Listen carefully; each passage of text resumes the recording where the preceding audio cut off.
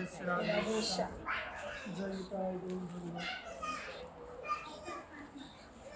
জয় জয় শ্রী রাধেশ্যাম। ভগবানের কথায় প্রবেশ করার পূর্বে সর্বপ্রথম সশ্রদ্ধ প্রণাম নিবেদন করছি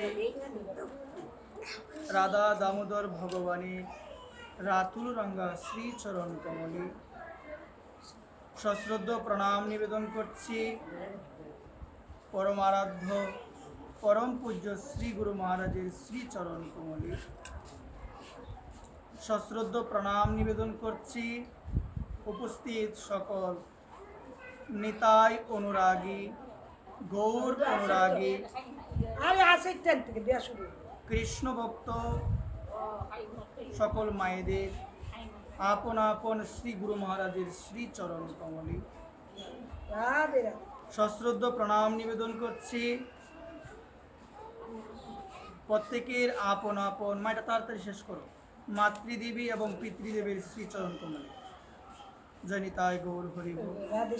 সশ্রদ্ধ প্রণাম নিবেদন করছি যাদের চরণ ধূলি বিনে কেউ কখনো আমার ভগবানকে লাভ করতে পারে নাই, সেই সমস্ত গৌর অনুরাগী নিতাই অনুরাগী ভক্তদের শ্রীচরণ কমলে আমি অধম নরাধম শ্রী ব্যাসাসন থেকে জানাই অবনত মস্তকে তাদের চরণে শতকোটি দণ্ডবোধ। জয় রাধেশ্যাম। সবাই আমরা সমবেত হয়েছি পরমেশ্বর ভগবান অনাদিরাদি গোবিন্দ সর্বকারণের কারণ সচ্চিদানন্দময় ভগবান শ্রীকৃষ্ণের মুখনিসৃত বাণী শ্রীমদ্ ভগবদ গীতার আঙ্গিকে ভাগবতীয় কথা সুদরস আস্বাদন করার জন্য উপস্থিত সকল নিতাই অনুরাগী গৌর অনুরাগী মায়েদের চরণে এই নিবেদন। যখন ভগবানের কথা শুরু হয়ে যাবে, আমার প্রাণ গোবিন্দের কথা যখন শুরু হয়ে যাবে, তখন আমরা কোনো প্রকার কোনো শব্দ না করে একান্ত হয়ে কায়মনো বাক্যে আমরা চেষ্টা করব ভগবানের কথা শ্রবণ করার জন্য। নিতাই গৌর হরিবল। মনে প্রাণে শ্রদ্ধাযুক্ত হৃদয়ে ভগবানের কথার প্রতি ধ্যান দিবেন। জয় নিতাই, জয় গৌর, জয় রাধি। দামোদর মাসে ভক্ত সঙ্গ করা, ভগবানের মুখনিসৃত বাণী শ্রীমদ্ ভগবদ্গীতা শ্রবণ করা এটা ভাগ্যের বিষয়। জয় নিতাই। এখন আজকে যারাই আমরা সমবেত হয়েছি আমার ভগবানের কথা শ্রবণ করার জন্য, আমরা নিশ্চয়ই পুণ্যবান, নিশ্চয়ই আমরা আমাদের অনেক জন্মের ভাগ্য একত্রিত হয়েছে তথা সঞ্চিত হয়েছে, যার কারণে আজকে আমরা সবাই একত্রিত হতে পেরেছি ভাগবতীয় কথা সুদরস আস্বাদন করার জন্য। জয় নিতাই গৌর হরিবল। পূর্বেই ভগবানের কথায় প্রবেশ করার পূর্বে আমি কয়েকটা বিষয় বলবো, আপনারা একটু মন দিয়ে শুনবেন। জয় নিতাই গৌর হরিবল। কথা বলো না কেউ। জয় জয় শ্রী রাধেশ্যাম। আপনারা অনেকেই অবগত আছেন বা অনেকেই আপনারা জানেন না, একটু এখন জানবেন। জয় নিতাই। আজকের দিনটা অতীব গুরুত্বপূর্ণ একটা দিন। যারা জেনেছে তারা যথাযথভাবে পালন করার চেষ্টা করেছে, আর যারা আমরা জানি নাই এখন আমরা শ্রদ্ধাযুক্তভাবে মনোযোগ দিয়ে আমরা শ্রবণ করার চেষ্টা করব। জয় নিতাই গৌর হরিবল। আজকের দিনের মধ্যে ধন্বন্তরী ভগবানের আবির্ভাব হয়েছে। আপনারা অনেকেই নামটা শুনে থাকবেন, আবার অনেকেই নামটা শুনেন নাই। সকল ভক্তচরণে এই নিবেদন, একটু মনোযোগ দিয়ে শুনলে কথাগুলো বুঝতে পারবেন। জয় রাধেশ্যাম। আমাদের শ্রীমদ্ ভাগবত মহাপুরাণে 24 অবতারের বর্ণন দেওয়া হয়েছে। এই 24 অবতারের মধ্যে ভগবানের একজন অবতারের নাম হলো সাক্ষাৎ ধন্বন্তরী অবতার। নামটা কি সবাই বলো?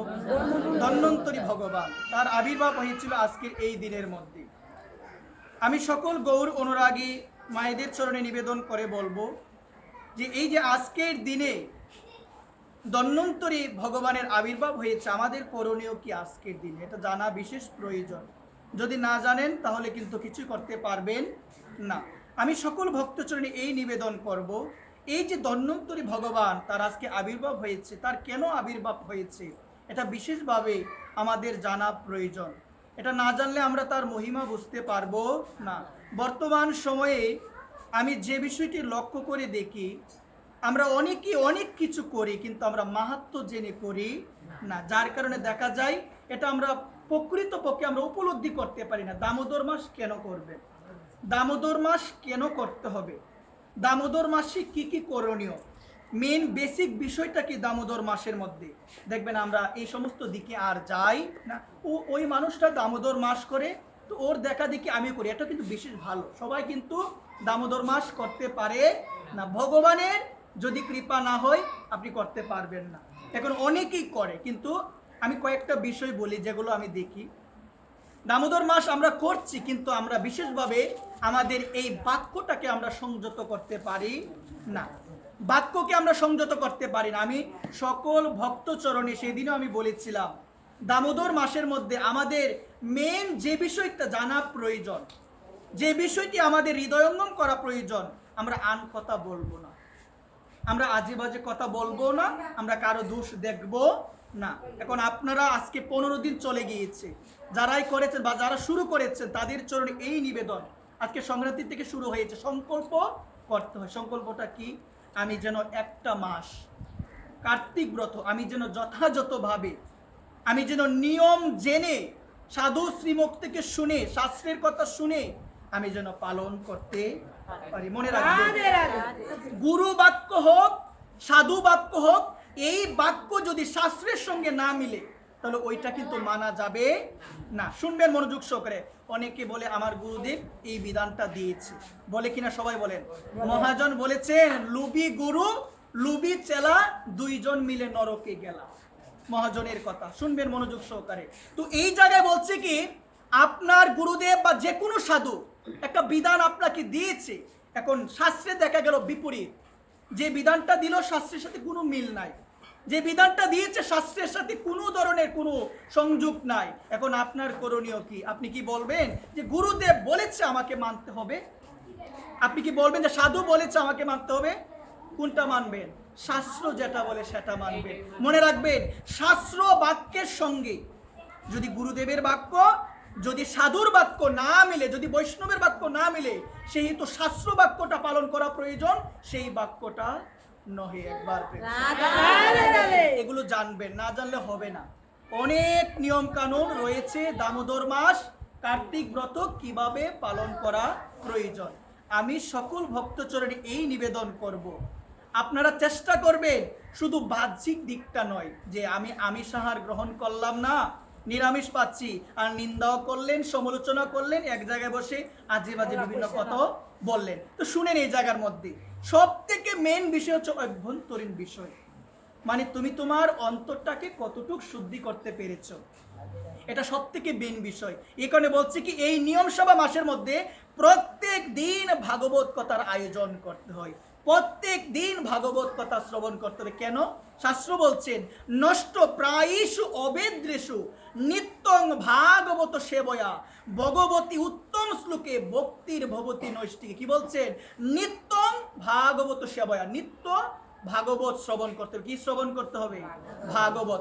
নষ্ট প্রায়েষু অবেদ্রেষু, আপনার হৃদয়ে যে কুলুষ রয়েছে, আপনার হৃদয়ে যে সমস্ত পাপ তাপ রয়েছে, এই সমস্ত পাপ তাপ দূর করার একমাত্র রাস্তা হলো ভাগবত কথা শ্রবণ করা। একবার আপনি করেন দামোদর মাস, আপনি কার্তিক ব্রত করেন, কিন্তু আপনার যদি বাকি মাসের মতো এখনো যদি অন্যের দোষ দেখা, অন্যের বিষয়ে পরচর্চা করা, এই বিভিন্ন আন কথা বলা, যে কথা বলার প্রয়োজন নাই। আমরা সংসারে আছি, টুকটাক বলতে হবে, বলতে হবে কিনা সবাই বলেন? টুকটাক হবে, টুকটাক যে হবে না এমন নয়। আপনি বলে তাহলে তুমি কি বলো না, হবে টুকটাক, সংসারে থাকতে গেলে টুকটাক হবে। কিন্তু কথা হচ্ছে কি, আমি বেশি বলবো না আজে বাজে কথা। আমি বেশি কার কথা বলবো? আমার প্রাণ গোবিন্দের কথা বলবো। একবার আমি বেশি বেশি বলবো আমার করুণাময়ী, আমার প্রাণেশ্বরী, আমার বৃন্দাবনেশ্বরী শ্রীমতী করুণাময়ী রাধারানীর কথা আমি বলবো। আমি সর্বদা বদনে বলবো রাধে রাধে। এটা জানা প্রয়োজন মা। এখানে বলছে ভাগবত কথা শ্রবণ করা প্রয়োজন। এই সম্বন্ধে খুব সুন্দর একটা দৃষ্টান্ত রয়েছে মা। এক ব্যক্তি ছিল যার মধ্যে বিশাল জ্ঞানের অধিকারী ছিল, সে বিশাল জ্ঞান ছিল তার মধ্যে, বিশাল জ্ঞান। আমরা এখন বর্তমান সময়ে এসে যে জিনিসটি দেখতে পাই, সনাতন ধর্মে জানার কোনো শেষ নাই। টুকটাক জানলাম, একটু বুঝলাম, একটু গ্রন্থ পড়লাম কয়েকটা, অনেক সময় এইরকম ভাবনা আমাদের মধ্যে আসে, আমিও জানি অনেক কিছু, আমি জানি, আসে কিনা সবাই বলো? আমি তাদের উদ্দেশ্যে একটাই কথা বলি, সঙ্গ করা প্রয়োজন। যাদের এই রকম প্রবণতা আসে, শুনো মা, যাদের এই রকম প্রবণতা আসে, আমি বলি কি সঙ্গ করা প্রয়োজন, সঙ্গ করা প্রয়োজন। যখন মনে হয় আমি অনেক কিছু জানি। ইসকনের একজন গুরু মহারাজ ছিল, যার নাম ছিল ভক্তিচরণ স্বামী গুরু মহারাজ।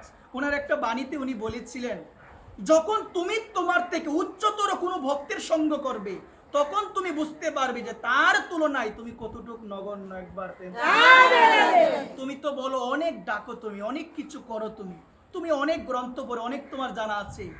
তুমি যদি একবার তোমার থেকে কোনো উচ্চতর ভক্তের সঙ্গ তুমি পাও, তুমি বুঝতে পারবে যে আমি কিছুই জানি।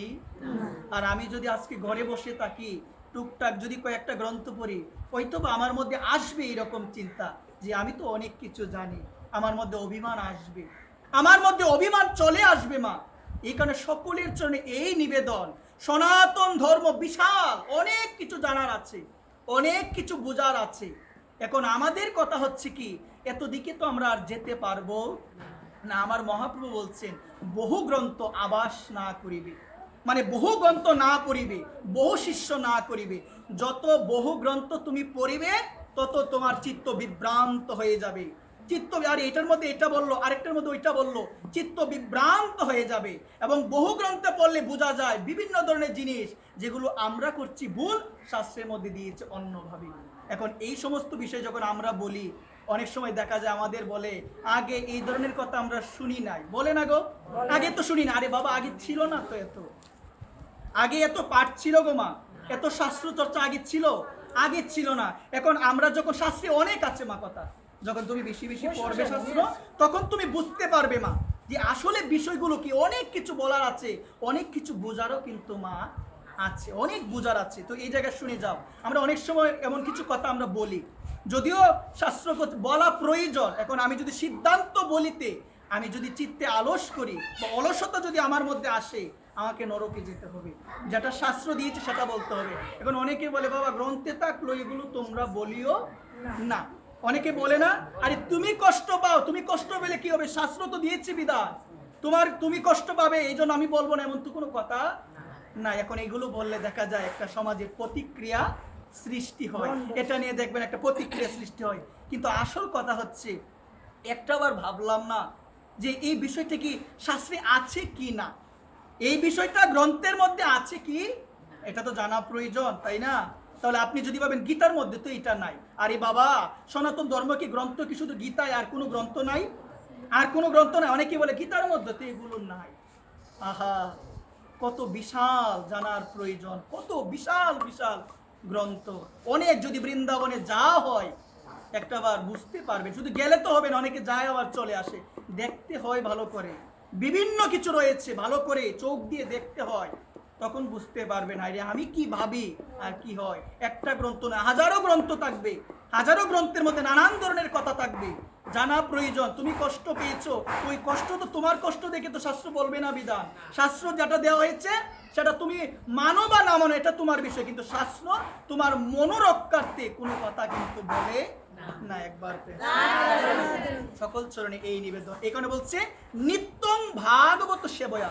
নিত্য কার কথা শোনো, কার কথা শোনো? ভাগবতের কথা শোনো। এক ব্যক্তি বিশাল পণ্ডিত, অনেক জানে, অনেক পারে, কিন্তু মনের মধ্যে সন্তোষ নাই, শুধু অহংকার। কিসের অহংকার জানো?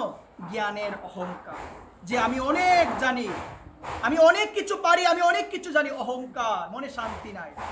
মনে রাখবেন, জ্ঞানের মাধ্যমে তো শান্তি পাওয়া যায় না যে আপনি অনেক কিছু জানেন আপনি শান্তি পাবেন, এমন কথা আছে শাস্ত্রে মা? এমন কথা নাই। আপনার অনেক টাকা, আপনার ঘর বাড়ি অট্টালিকা আছে অনেক, যে আপনি কি শান্তি পাবেন? প্রকৃতপক্ষে প্রকৃতপক্ষে আপনি শান্তি পাবেন। অথচ আপনি লক্ষ্য করে দেখবেন বৃন্দাবনে গেলে যাদের এক সময় কোটি টাকার সম্পত্তি ছিল, কিন্তু ওই কোটি টাকার সম্পত্তি তারা পরিত্যাগ করে মা, এত টাকা সম্পত্তি পরিত্যাগ করে দিয়েছে এবং নিজের জীবনটাকে রাধারানীর চরণে একদম উৎসর্গ করে দিয়েছে একবার। তাহলে আমরা তো ভাবি যে টাকা আমাকে সুখ দেয়, অথচ তারা কোটি টাকার সম্পত্তি পরিত্যাগ করে নিজের মনপ্রাণ রাধা রানীর চরণে তারা উৎসর্গ নিবেদন করে দিয়েছে। তাহলে নিশ্চয়ই টাকা পয়সার থেকেও একটা বড় সুখ আছে, সেই সুখটা রয়েছে আমার রাধা রানীর নামের মধ্যে। সেই সুখটা রয়েছে আমার রাধা রানীর নামের মধ্যে। আজকে দেখো সে শান্তি পায় না মনের মধ্যে। সে ভাবলো একদিন এত বিশাল জানি, এত শাস্ত্র সম্বন্ধী এত জ্ঞান আমার মধ্যে, আমার ভিতরে শান্তি নাই কেন, আমার ভিতরে শান্তি নাই কেন।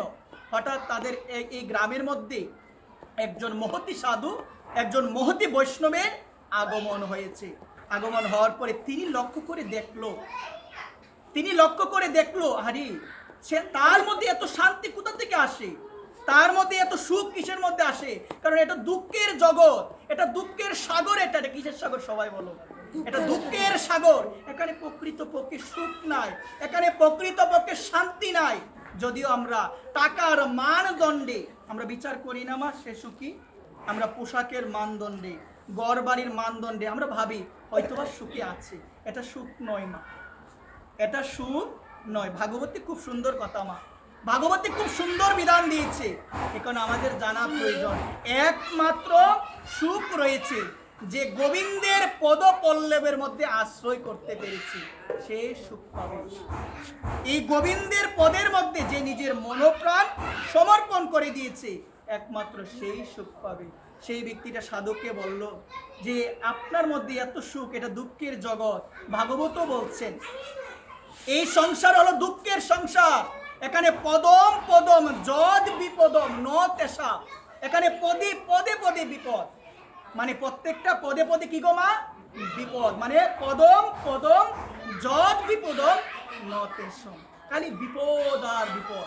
এখন এই বিপদের মধ্যে থেকে কোনো ভক্ত যদি আমার গোবিন্দের চরণ কমলে নিজের মনোপ্রাণ সমর্পণ করতে পারে, সে দুঃখের সাগরে থাকলেও শান্তির সাগরে সে থাকতে পারবে।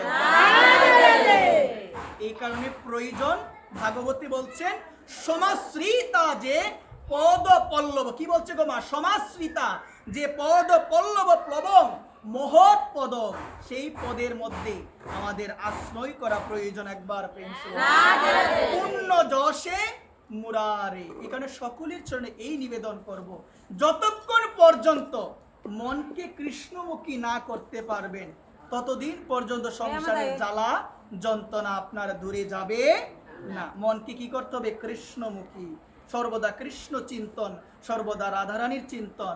আর সেটা তখনই করা প্রয়োজন। কখন করতে পারবেন?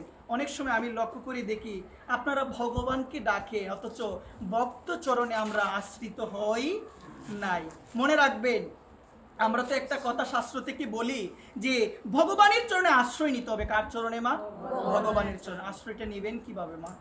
সরাসরি নেওয়া যায়? ভগবানের চরণে আশ্রয় নেওয়া যায় না। কিভাবে নেবেন গো মা? সর্বপ্রথম ভক্ত চরণে আশ্রয় নিতে হবে। এই ভক্তটা কে গো মা? ভগবান বলছেন ভক্তই আমার মাতা পিতা, ভক্তই আমার গুরু, ভক্তই আমার নাম রাখিয়াছে বাঞ্ছা কল্পতরু। ভক্তকে জানা প্রয়োজন। প্রভু বলছেন আমারে ভজিবার যার আছে অভিলাষ, সেই ভজক আমার মঙ্গল প্রিয় দাস। তুমি ভগবানকে ডাকো, অথচ তুমি ভক্তকে মানো না, তুমি ভক্ত চরণে আশ্রিত হও নাই, তুমি কোনোদিন পাবে না আমার গোবিন্দকে। পাওয়া সম্ভব নয়। এ কারণে ভগবানকে পেতে গেলে আগে বৈষ্ণবের দাসানুদাস হতে হয়। একজন শুদ্ধ বৈষ্ণব, যার মধ্যে কোনো অভিলাষ নাই, যার মধ্যে কোনো কামনা নাই, সেই বৈষ্ণব চরণে নিজের মনোপ্রাণ সমর্পণ করতে হয়। সেই বৈষ্ণবই তোমাকে গোবিন্দকে পাওয়ার দিশা দেখাতে পারে। কোন বৈষ্ণব? যার মধ্যে কোনো অভিলাষ নাই, যার মধ্যে কোনো ধরনের কোনো কামনা নাই। অন্না অভিলিষিতা শূন্যম জ্ঞান কর্মাদ অনাবৃত আনুকূল্যেন শীলনং কৃষ্ণানুং ভক্তির উত্তম মা। এই কারণে সকলের চরণে এই নিবেদন আমি করি, মনের মধ্যে কোনো কামনা রাখা যাবে না। যারা ভক্ত হয় মা, মনে তো কোনো কামনা রাখে না। আজকে দেখো মা, সে যখন ওই গ্রামের মধ্যে সাধু আসলো, এত আনন্দ, এত সুখ, সে অবাক হয়ে গেল। আমিও তো অনেক কিছু জানি, আমি তো সেই সুখটা পাই না। সাধুর মধ্যে এত আনন্দ কোথা থেকে আসে? সাধুর কাছে গেল, যাওয়ার পরে সাধুকে দণ্ডবোধ প্রণাম জানিয়েছে। বলছেন, আপনি এত সুখ কিভাবে পান? এটা তো দুঃখের সাগর, এখানে তো আমি শান্তি দেখি না। তখন সে এসে বলল একটা কথা, এটা দুঃখের সাগর, কিন্তু দুঃখের সাগরের মধ্যে বিশাল বড় সাগর, তো তুমি ওই সাগরের মধ্যে তুমি সাঁতার দিচ্ছ, তাই তুমি কষ্ট পাচ্ছ, মানে এত সহজে তুমি পার হতে পারবে না। কিন্তু জানো, আমি একজনের পদরূপী নৌকার মধ্যে উঠে গিয়েছি। পদ পল্লব প্লবং, আমি একজনের কিসের মধ্যে উঠে গিয়েছি? পদরূপ নৌকার মধ্যে, মহৎ পদং পূর্ণ যশে মুরারে, আমি উঠে গিয়েছি। তার চরণে উঠে গিয়েছি, গোবিন্দের চরণরূপী নৌকার মধ্যে আমি উঠে গিয়েছি। কিন্তু তুমি না উঠো নাই, তুমি কি করছো জানো? তুমি বিশাল সমুদ্র, তুমি নিজের চেষ্টায় সাঁতার দিচ্ছ পার হওয়ার জন্য, যেটা কখনো সম্ভব। সমুদ্র বিশাল নয় গো মা, অনেক বিশাল, কিন্তু তুমি নিজের চেষ্টায় সাঁতার দিচ্ছ, যার কারণে তুমি কষ্ট পাচ্ছ। এই কারণে বলছে কি, ববাম্বুদু বৎস পদম, যে পদের মধ্যে আশ্রয় গ্রহণ করলে এই বব সমুদ্র নিমিষে পার হওয়া যায়, আমি সেই চরণরূপী নৌকার মধ্যে উঠে গিয়েছি, যার কারণে আমার বদনে সর্বদা খুশি থাকে। এটাই ওটা প্রয়োজন, এটাই পদং পদং যদ বিপদং ন তেষাম, প্রতি পদে পদে বিপদ, কিন্তু এই সংসার বিপদ থেকে যদি তুমি উত্তরণ পেতে চাও, তোমার করণীয় হলো নিজের মনোপ্রাণ সবকিছু সমর্পণ করে দিয়ে পদ পল্লব প্লবং, তুমি একমাত্র গোবিন্দের পদ পল্লব রূপ নৌকার মধ্যে তুমি আশ্রয় নাও। গীতায়ও প্রভু বলছেন, গীতায় ভক্তি যুগের মধ্যে বলা হয়েছে, যেতু সর্বাণি কর্মাণি মই সংনিষ্ঠমৎপরা অনন্য এইব যুগেন মাম দেয়ান্তি উপাসতে তেষাম অহম সমুরদতা মৃত্যু সংসার সাগরাত ববামি ন চিরাত পার্থ মই আবেশিত চেতসাম। গোবিন্দ বলছেন, এই সংসার সাগর থেকে অচিরাত, মানে নিমিষে পার হওয়া যায়, নিমিষে পার হওয়া যায়। তাহলে করণীয় কি গো মা? কি করতে হবে পার হতে গেলে?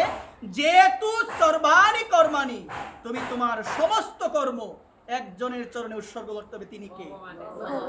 যাই করো না কেন, সমস্ত কর্ম গোবিন্দের চরণে উৎসর্গ করতে হবে। যেহেতু সর্বাণি কর্মাণি মই সংনিষ্ঠমৎপরা অনন্য এব যুগেন, অনন্য ভক্তি। অনন্য ভক্তিটা খুবই কঠিন বিষয়। গীতায় প্রভু বলছেন, অনন্য চিন্তেম তো মাম যেই জনা পর্য উপাসতে তেষাম নিত্য অভিযুক্ত নাম যোগস কেমং বহামহম। গীতায় কি বলছে জানো মা? গীতায় প্রভু বলছেন, আমি ভক্তের বার বহন করি, আমি ভক্তের বোঝা বহন করি। কোন ভক্তের গো মা? যে ভক্ত অনন্য চিত্তে, অনন্য চিন্তয়ন্তু, যে ভক্ত অনন্য চিত্তে পরিপূর্ণ ভক্তি সহকারে আমায় ডাকে অর্জুন, সেই ভক্তের বার আমি ভগবান বহন করি। ভগবান ভক্তির বোঝা বহন করে। একটাবার ভেবে দেখবেন, এখন আমাদের মধ্যে সেই পরিমাণ যোগ্যতা তো প্রয়োজন। কোন যোগ্যতা? অনন্য মা। প্রহ্লাদ মহারাজের মতো অনন্য হতে হবে, সর্বদা হরি চিন্তন, সর্বক্ষেত্রে সর্ব পরিস্থিতিতে শুধু একজন হরি হরি। হরি বিনে অন্য কোনো চিন্তা নাই, গোবিন্দ বিনে অন্য কোনো চিন্তা নাই। এটাকে বলছে অনন্য, এক মনে। গোপীদের যে ভক্তি না মা, এক মনে, যে কোনো কাজের মধ্যে মা, যে কোনো কিছুর মধ্যে শুধুমাত্র গোপালের চিন্তা। তারা যখন ননি মাখন প্রস্তুত করত, তাদের মনে অভিলাষ ছিল, আমার এই মাখনটা যদি একটু গোপাল সেবা করত। এই কারণে আমার ভগবান অন্তর্যামী দীনবন্ধু ভগবান, তিনি প্রত্যেক গোপীর ঘরে ঘরে গিয়ে তিনি মাখন চুরি করে, প্রকৃতপক্ষে মাখন চুরি করে নাই, গোপীদের মনের অভিলাষটা চুরি করেছে। যাই করো অভিলাষ, গোবিন্দের জন্য কোনো কিছু প্রস্তুত করবেন, শুনো মনোযোগ সহকারে। গোবিন্দকে কয়বার ভোগ দিতে হবে গো? জানা প্রয়োজন না মা? কয়বার দেন আপনারা? মা যশোদা কয়বার সেবা দিত জানো মা? একটু শুনে যাও, এই জায়গায় এসেছো, মনোযোগ সহকারে শোনো। কিছুদিন পরে আসবে অন্নকূট, আসবে না গো মা? কি আসবে জানো? অন্নকূট আসবে। তো অন্নকূট সম্বন্ধে আমি একটা কথা বলি, একটু শুনে যাও। অন্নকূট মানে কি গো মা? সবাই তো করে। অন্নকূট মানে কি? অন্ন কি জানেন মা? অন্ন তো এটা আপনারা সবাই বোঝেন। অন্নকূট আপনারা সবাই বলেন যে অন্নকূট অন্নকূট। এখন যদি বলা হয় ও মা অন্নকূট কি গো, দেখা গেল অনেকে আমরা জানি না। কূট মানে হলো পাহাড়। কূট মানে কি গো মা? অন্নের পাহাড় সাজাতে হবে একবার প্রিন্সে বলে, এটাকে বলে অন্নকূট। অনেকেই করে মা। তাহলে দেখবেন এই অন্নকূটের মধ্যে অনেক কিছু দিতে হয়, দেই না মা? অনেকে দেয়। কেন দেই গো মা এত কিছু অন্নকূটের মধ্যে? এটা তো জানা প্রয়োজন। এটা জানতে গেলে আপনাকে একটু পিছিয়ে যেতে হবে। পিছিয়ে যদি যান তাহলে বুঝতে পারবেন। তো এই জায়গায় বলছি কি জানো মা, আমরা অনেকে ভালোবাসি গোপালকে মা। শুনে যাও মা, গোপাল সেবা যারা করো তোমরা মা, তোমাদের সর্বপ্রথম একজনের মনোভাব নিয়ে গোপাল সেবা করতে হবে। তিনি কে? মা যশোদা। মা যশোদা আমার যে মনোভাবে গোপাল সেবা করতো মা, ওই মনোভাব যদি তোমার মধ্যে না থাকে গোপাল সেবা কি হয় মা? আমরা তো আগ্রহ আসলে বিগ্রহে বসিয়ে দিই, একটু আগ্রহ আসলে গোপাল সেবা দিব, বসিয়ে দিলাম। অনেক কিছু আছে মা জানা প্রয়োজন, অনেক কিছু আছে আমাদের, এগুলো জানা প্রয়োজন। এই কারণে মায়েদের জন্য এই নিবেদন আমাদের সর্বপ্রথম জানা প্রয়োজন। আপনি যে ঘরের মধ্যে গোপালকে বসালেন, আপনি কি ঠিক মতো সেবা দিচ্ছেন? আমার গোপাল তো শিশু না মা। গোপাল কি আপনাকে ভগবান জ্ঞানে সেবা দেন? গোপাল সেবা কি ভগবান জ্ঞানে দেন না ছোট একটা শিশু ওই জ্ঞানে দেন? শিশু জ্ঞানে। গোপালের অনেক কি লাগে গো মা? খিদা, অনেক খিদা লাগে। মা যশোদা জানো কয়বার সেবা দিত? 4 বার নয়, 5 বার নয়, 6 বার নয়, 7 বার নয়, 8 বার সেবা দিত। একবার কিভাবে সেবা করা তো জানো মা? একবার মুখে খাবার দিতে গেলে 10 বার সাধতে হতো। আমার প্রাণ সোনা, আমার প্রাণ গোপাল, আমার প্রাণ গোবিন্দ, নাও নাও, এভাবে সাধতে হতো। কয়বার? 10 বার সাধার পরে গোবিন্দ একবার গ্রাস গ্রহণ করতো, আবার দৌড়াদৌড়ি। মা যশোদা পিছনে পিছনে দৌড়াতো। আমার প্রাণ গোবিন্দ, আমার প্রাণ সোনা, আমার প্রাণ গোপাল 10 বার সাধার পরে আবার গ্রাস গ্রহণ করতো। এভাবে তাহলে দেখা গেল কয়বার সেবা দিত? 8 বার সেবা দিত। তুমিও তো বলো আমি গোপালকে ভালোবাসি, কয়বার সেবা দিচ্ছ তুমি? শাস্ত্রের কথা তো জেনে যাও, শাস্ত্রের কথা জেনে যাও। গোপাল সেবা বড়ই কঠিন। গোপাল সেবা বড়ই, হরিভক্তি বিরাজ গ্রন্থে আছে মা। যারা তোমরা গৃহস্থ রয়েছো, তোমাদের ঘরের মধ্যে বড় গোপাল আনলে চলবে না। আমরা অনেক সময় এত বড় আবেগ আমাদের, দেখো মা, এত বড় আবেগ যে আমি গোপাল কিনবো, অনেক বড় একটা গোপাল আমি কিনবো। শাস্ত্র সম্বন্ধে কোনো জ্ঞান নাই। হরিভক্তি বিলাসে আছে মা। যারা গৃহস্থ রয়েছে, এই গৃহস্থদের যারা আপনারা গোপাল আনবেন, আপনাদের করণীয় হলো এতটুক থাকবে, এই বৃদ্ধ অঙ্গুষ্ঠ থেকে এই কনিষ্ঠ আঙ্গুল পর্যন্ত যতটুকু উচ্চতা ততটুক পর্যন্ত গোপাল থাকবে। এর উঁচু আনলে অপরাধ হবে। একবার এটা আমরা কি এদিকে যাই? কেউ এদিকে আমরা যাই না, এদিকে আমরা কেউ যাই না। তো এই জায়গায় শুনে যাও, গোপাল সেবা দিতে হবে কয়বার গোমা? 8 বার। কে দিত 8 বার? যশোদা। তাহলে অন্নকূটের মধ্যে বিশাল ভোগ দেওয়া হয় কেন? এটাও তো জানা প্রয়োজন, তাই না? তাহলে আপনারা লক্ষ্য করবেন, অন্নকূটের মধ্যে অনেক 56 ভোগ দেওয়া হয় গোবিন্দ। কয় ভোগ দেওয়া হয়? 56 ভোগ দেওয়া হয়। আপনারা সবাই জানেন, আমরা সবাই একটা জিনিস জানি, আমার ভগবান এই দক্ষিণ হস্তের বৃদ্ধ অঙ্গুষ্ঠ দিয়ে গিরি গোবর্ধন পর্বত ধারণ করেছিল। আমার ভগবান 7 দিন 7 রাত্র আমার ভগবান ধারণ করে রেখেছিল। এই যে ভগবান ধারণ করে রেখেছিল, ভগবান তো তখন কোনো কিছু গ্রহণ করতে পারে না। একবার প্রেমসে বলো, কয়দিন গ্রহণ করতে পারে নাই? 7-8টা। কত? 7-8টা কত গো? একবার প্রেমসে বলো, 7-8টা কত? 56। তাহলে ওই অন্নকূটের মধ্যে 56 কেন দিতে হয়? মা যশোদা আমার প্রাণ গোপালকে তিনি প্রতিদিন সেবা দিত 8 বার। কিন্তু যখন আমার প্রাণ গোবিন্দ গিরি গোবর্ধন পর্বত ধারণ করেছিল, সেবা দিতে পারে না 7 দিন। এই কারণে কি করেছিল জানো মা? ওই 56 ভোগ দিয়ে যখন গিরি গোবর্ধন পর্বত নামিয়েছিল আমার ভগবান, তখন আমার মা যশোদা আদি সবাই মিলে ভোগ দিয়েছিল 56 ভোগ আমার প্রাণ গোবিন্দ। এটা হচ্ছে অন্নকূট, অন্নের পাহাড়। কূট মানে পাহাড়। শুনে যাও, কূট মানে কি? সবাই বলো, কূট মানে হচ্ছে পাহাড়। তাহলে অন্নকূটের দিন গোবিন্দের রূপের চিন্তন। কোন রূপের চিন্তন জানো? আমার গোবিন্দ গিরি গোবর্ধন পর্বত ধারণ করেছিল, এই রূপের চিন্তন। সাধারণ মানুষ পারবে গো মা? জীবনও পারবে না। একবার প্রেম। সাক্ষাৎ গিরি গোবর্ধন হলো ভগবান। গিরি গোবর্ধন সাক্ষাৎ ভগবান। এই কারণে সকল ভক্তচরণী এই নিবেদন আমার থাকবে, এগুলো জানা প্রয়োজন, না জানলে কখনো রুচি আসবে না, কখনো রুচি আসবে না। তো এই জায়গায় শুনে যাও, আমি যখন প্রথম শুরু করেছিলাম প্রসঙ্গ চলে যায়, মা এত অল্প সময় হয় না, প্রসঙ্গ একটা থেকে আরেকটা চলে যায়। তো আমি বলছিলাম কি, ওই ব্রাহ্মণ তখন যখন গেল তার কাছে, তাকে সিদ্ধান্ত দিল, যদি তুমি সুখ পেতে চাও, যদি তুমি শান্তি পেতে চাও, তোমার করণীয় হলো পদপল্লব, একজনের চরণে আশ্রয় নিতে হবে। তিনি কে? ভগবান। আশ্রয় কি আমাদের সঠিকভাবে নেওয়া হয়েছে?